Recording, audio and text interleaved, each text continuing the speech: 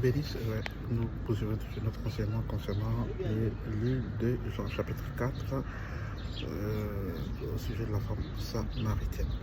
Donc nous étions arrêtés au verset qui dit que la femme, les cinq parents des cinq maris de la femme, j'ai expliqué tout à l'heure que les cinq maris en fait de la femme n'étaient pas des maris en fait de manière physique, mais c'était Jésus prenait en fait cette parabole là pour dire que la femme a reçu des enseignements de cinq différentes personnes qui étaient les personnes qui donnaient l'enseignement. À cette époque, c'était les Sadducéens, les pharisiens. Ils interprétaient en fait la parole de Jésus et donc ils compréhendaient la fausse vérité. Donc ils étaient considérés comme les maris de la femme, parce que j'ai dit que de manière physique, la sémence, lorsque la femme veut accoucher, elle reçoit la sémence physique de l'homme et à son tour, elle met au monde ce qu'on appelle des enfants. C'est comme ça aussi de manière spirituelle. Nous, les pasteurs, les évangélistes, les hommes de Dieu, les servants de Dieu, reçoivent la sémence de Dieu, le Père, Dieu le Fils et le Saint-Esprit, et ils mettent au monde ce qu'on appelle des enfants spirituels. C'est pour ça que vous verrez dans les églises les pasteurs, les hommes de Dieu appeler leur fils, mon fils ou ma fille. Voilà, ce n'est pas de manière physique, mais c'est de manière spirituelle. Donc la sémence ici symbolise tout simplement la parole de Dieu. Et donc nous allons poursuivre encore notre enseignement sur la femme samaritaine. Et cette fois-ci, nous allons jusqu'au verset 19. Jean chapitre 4, verset 19. Seigneur, lui dit la femme, je vois que tu es un prophète. Chapitre 20, nos ancêtres ont adoré sur cette montagne et vous dites, vous, que l'endroit où il faut adorer est à Jérusalem. Verset 21, femme, lui dit Jésus, crois-moi, l'heure vient où ce ne sera ni sur cette montagne, ni à Jérusalem que vous adorerez le Père, vous adorez ce que vous ne connaissez pas, mais nous adorons ce que nous connaissons, car le salut vient des Juifs. Mais l'heure vient où elle est là où les vrais adorateurs adorant le Père, l'Esprit et en vérité. En fait, Jésus voulait dire quoi par là?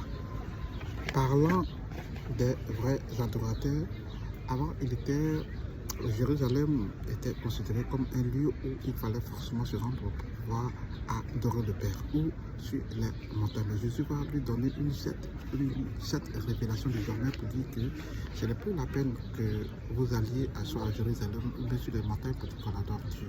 Dieu est dans le cœur. Dieu, lorsque tu l'acceptes, le Seigneur Jésus, lorsque tu l'acceptes, il vient habiter en toi, il vient faire de toi son siège, il vient faire de toi son temple. Et donc tu n'as plus besoin d'aller ailleurs d'autre pour adorer Dieu, ou tu n'as pas besoin de te mettre dans un cadre spécifique pour adorer Dieu, mais Dieu, il est déjà en toi, il est déjà en nous. Alléluia. Donc, la femme va être choquée de ce qu'elle va dire, je crois, je vois que tu es un prophète. Amen. Parce que Jésus lui a simplement révélé tout ce qu'elle tout ce qu'elle vivait, en fait. Et donc, Jésus va encore lui dire que ce n'est plus maintenant sur des montagnes ou dans les lieux spécifiques que vous allez l'adorer, mais on doit adorer Dieu en esprit et en vérité. Donc, fini désormais les pratiques, les dogmes qui nous mettent dans un état d'esprit où qui nous font revenir sur la loi pour dire que la loi en fait de Moïse est passée. Là où il fallait faire le sacrifice pour expier ici nos péchés, Jésus était l'agneau immolé, celui-là qui est venu ôter le péché. Donc celui-là qui est venu apporter la vraie vérité, la vraie parole de Dieu. Alléluia. Et donc, lorsqu'on reçoit désormais Jésus, plus question de continuer avec cet ordre, dans ces anciennes pratiques, mais désormais Jésus est là en nous. Alléluia. Il suffit de l'adorer de manière palpable, de manière réelle, en l'esprit et en vérité. Et il dit même, vous adorez ce que vous ne connaissez pas, mais nous adorons ce que nous connaissons, car le salut vient des choses. Donc en réalité, les gens s'étaient appuyés sur la loi et ils avaient ces préceptes de loi là. En fait, ils suivaient les ordonnances, ils suivaient les lois à la lettre sans toutefois savoir ce que ça voulait dire, ce que ces lois signifiaient. Amen. Donc ils suivaient parce que depuis des lustres, depuis des années, c'était comme ça qu'il fallait adorer. Donc la loi de Moïse disait que on devait adorer comme si on devait adorer comme ça. Alléluia. Maintenant, ça c'était l'ancienne dispensation, l'ancienne loi. Amen. Mais à l'époque où nous sommes à l'ère où Jésus est celui que nous devons adorer en esprit et en vérité. Alléluia. Donc, désormais, on n'ira plus à adorer les idoles, on n'aura plus à aller des endroits qui étaient vraiment consacrés, dites saints, mais désormais, nous devons adorer le Père en esprit et en vérité. Donc, celui ou celle qui a reçu la vraie parole émanant de Christ est désormais le temple de Christ. Alléluia. Nous sommes considérés comme étant le temple de Christ. Amen. Donc, les Juifs adoraient ce qu'ils ne connaissaient pas. Mais nous adorons celui que nous connaissons. Donc, en disant nous adorons celui que nous avons reçu désormais la vraie parole de Dieu. Celui qui est venu nous enseigner la parole de Dieu, c'est Christ. Celui qui est venu nous ouvrir les yeux, c'est Christ. Donc désormais, nous devons avoir rejeté cette ancienne loi-là, ce dogmatisme-là, c'est-à-dire les anciennes pratiques, et venir adorer, apprendre au pied du maître, au pied du roi des rois. C'est en cela que la femme a couru et a jeté sa cruche en allant appeler les autres pour dire venez, nous avons ici le véritable Messie. Donc en jetant cette cruche-là, la cruche symbolise en fait l'ancienne loi, la loi mosaïque, la loi que Moïse avait apportée. Donc en rejetant cette cruche-là et en allant dire aux autres, venez, ici nous avons une nouvelle loi, nous avons une nouvelle dispensation, nous avons Christ, le véritable.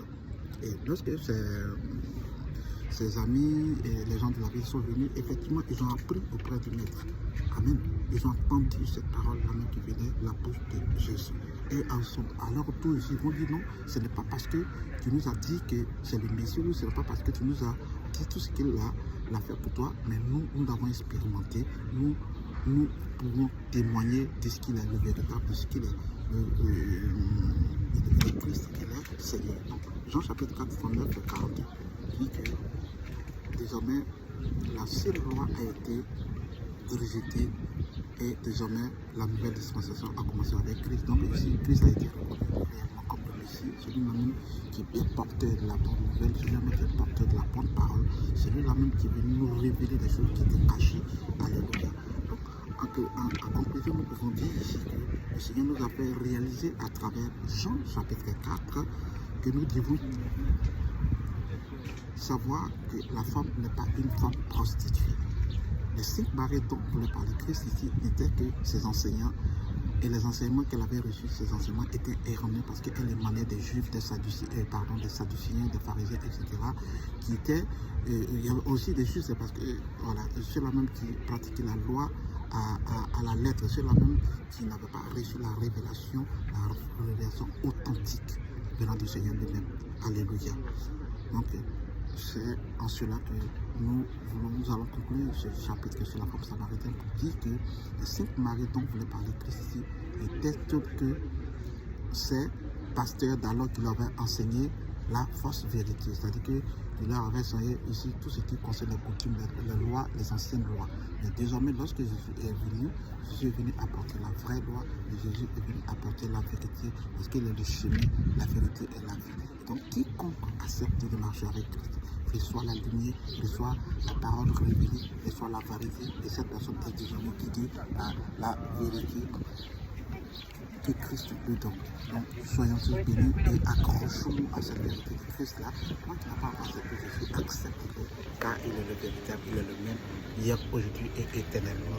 Assurément, il nous conduira dans la paix, dans la joie, dans la félicité, et nous aurons part de notre héritage, l'héritage céleste, qui est notre demeure. Parce qu'il a dit, il ira nous préparer une place. Et lorsqu'il reviendra, et lorsque cette place sera préparée, il viendra nous chercher. Donc, shalom, abonne-toi pour que tu suives la parole de vérité, la parole authentique et la parole révélée. Que Dieu nous bénisse.